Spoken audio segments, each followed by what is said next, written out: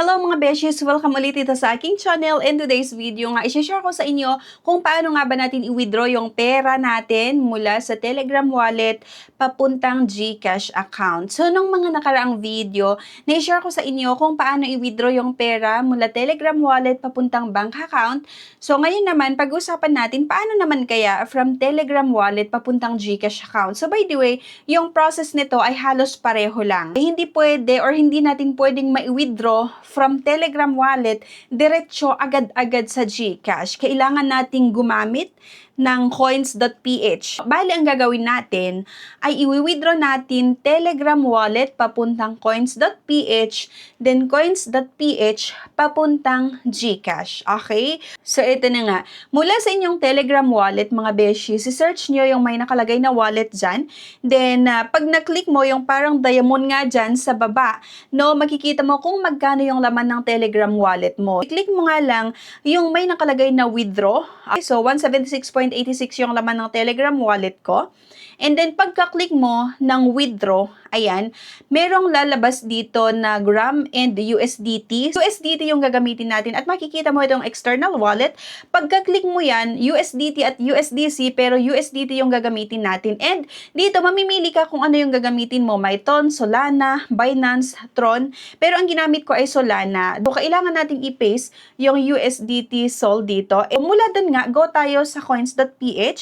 Click nga lang natin yung portfolio and i-click mo dyan sa taas yung may nakalagay na deposit. Receive crypto, add crypto to your wallet, and sa taas niya, i-search natin yung Solana. Meron ding ton nga dito sa coins.ph, kaya lang kasi kung mapapansin nyo, not available itong ton. So maganda sana kasi walang charge itong ton. Pero kasi hindi nga siya available sa coins.ph, kaya Solana yung ginamit ko. Search nga lang natin yung may nakalagay na Solana, and ayan na siya, Sol, S-O-L. Click nga lang natin yan, and then confirm your selection. Yes, correct lang yung ilalagay or pindutin natin dyan, no? Yes, correct. So, na estimated arrival ay 2 minutes. Pagka-click natin itong Solana, dyan nga sa baba, mga beshies, no, i-copy lang natin itong address. Copy the link and i-paste natin ngayon dito sa ating Telegram wallet. So, USDT Sol address, i-paste nga lang natin dyan. Then, mapapansin yung address found. I-click nyo lang yan, mga beshies. And then, click natin yung continue. I-click nyo yung may nakalagay dyan na max para kung gusto nyo i-withdraw lahat yung pera nyo sa inyong Telegram wallet. Kung hindi naman, ilalagay mo kung magkano yung amount. Click nga lang natin yung max, then continue na ulit natin ito. Pagka-continue mo, mga beshies, ayan, makikita mo lahat yung mga details. Click nyo nga lang yung confirm and send pag okay na yung recipient, network, estimated withdrawal time, 33 minutes, withdrawal fee, makikita mo dyan. Itong Solana, merong $1.50 na withdrawal fee. Ayun nga, ginamit ko pa rin kasi nga si Ton, or yung Ton, may charge. Solana yung ginamit ko. Ayan, continue nga lang natin ito. And total amount nga, 177, diba? So, naging 176 kasi may charge nga. Once okay na sa inyo or okay na itong mga details na nakasulat dito, so dapat i-review nyo lahat ito. Make sure na okay yung recipient. So, okay na, and then yan, click lang natin yung done. USDT send, your transaction is being processed and will be completed soon. I-check ninyo sa inyong Telegram wallet kung nabawas na ba. So, sa akin kasi, naibawas na 0.04 na lang yung balance ko nga dito sa aking Telegram wallet. Ngayon, go tayo sa coins.ph. Okay? I-check natin kung pumasok na ba yung pera. Naging 12,243.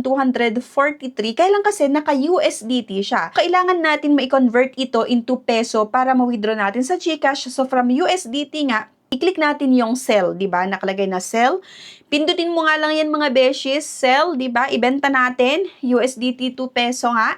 Convert natin. USDT to peso. Ayan, 200.54 USDT. Sa peso, 12,254. Okay na siya. And transaction successful. Go ulit tayo sa portfolio. Kung mapapansin nyo, from USDT kanina, napunta na siya sa Philippine pesos. Kapag okay na, nandyan na siya sa peso, pwede na nating i-withdraw ito. So, i-click nga lang natin yung cash out. Go ulit kayo nga sa portfolio, then i-click nyo yung withdraw.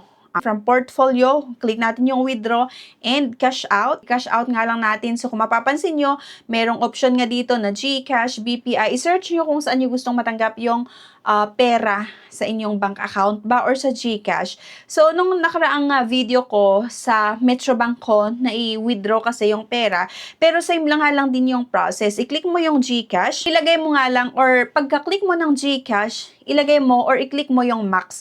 Kung gusto mo na i-withdraw lahat yung pera na 12,254.83, or kung gusto mo naman na may matitira sa Coins PH account mo, pwede mong isulat na lang dyan sa may bandang taas or yung amount kung magkano lang yung gusto mong i-withdraw. Dito meron tayong fee na 10 pesos, no? Fee 10 pesos. So, i-click nga lang natin yan and mapupunta nga lahat yung 12,254.83.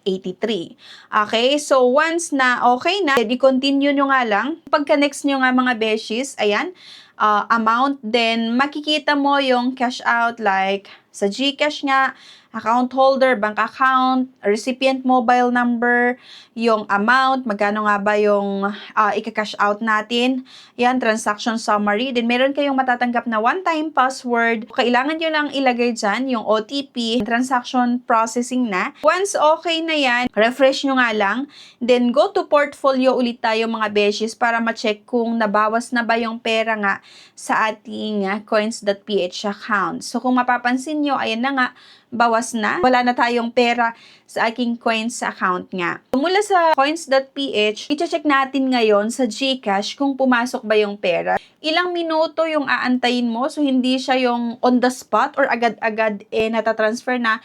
Minsan 2 minuto, 3 minuto, or 5 minutes bago mo matanggap yung pera sa iyong GCash account or sa inyong bank account. Sa experience ko, hindi pa siya inabot ng hindi naman siya umabot ng ilang oras or araw, no? Minuto lang talaga, natatanggap ko agad yung pera sa aking GCash account or sa aking bank account. So, ganun lang din, same lang naman yung process ng pagsasend ng pera mula Telegram wallet papuntang bank account or Telegram wallet to GCash. Kailangan nyo lang isend muna yung pera nyo mula Telegram wallet papuntang coins.ph and from coins.ph nga, kung naka-USDT siya, isa-sell mo muna or i-convert mo muna into peso. Once na-convert mo into peso, ayan, pwede mo nang i-withdraw from coins.ph to GCash or to bank account. Ganun lang siya kadali mga beshies mag-withdraw ng pera mula nga sa Telegram wallet papuntang GCash or papuntang bank account. So sana kung nakatulong yung video na ito sa inyo, sana i-share nyo na po yung video natin para malaman din ng mga iba na nagtatanong or wala pang idea kung paano i-withdraw yung pera nila sa kanilang Telegram wallet papuntang GCash or bank account. And kung may mga katanungan pa po kayo, ay i-comment nyo po yan sa comment section at sasagutin natin sa mga susunod na videos. Ayun na nga po, kung nakatulong yung video na to, please don't forget nga to like, share, and subscribe para maging updated pa kayo sa mga susunod na videos natin patungkol sa mga utang, financial literacy, at yung mga ibang tutorial kung paano natin i-cash out yung pera natin mula Telegram wallet, papuntang GCash or sa bank account. So ayan, thank you for watching at see you sa aking next video. Bye!